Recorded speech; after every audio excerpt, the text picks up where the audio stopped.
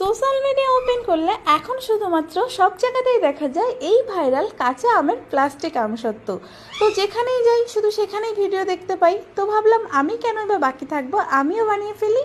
তো আমিও ঝটপট গাছ থেকে কাঁচা কাঁচা আম পেড়ে তার সঙ্গে একটু চিলি ফ্লেক্স আর মশলা দিয়ে বানিয়ে ফেললাম আমসত্ত্ব।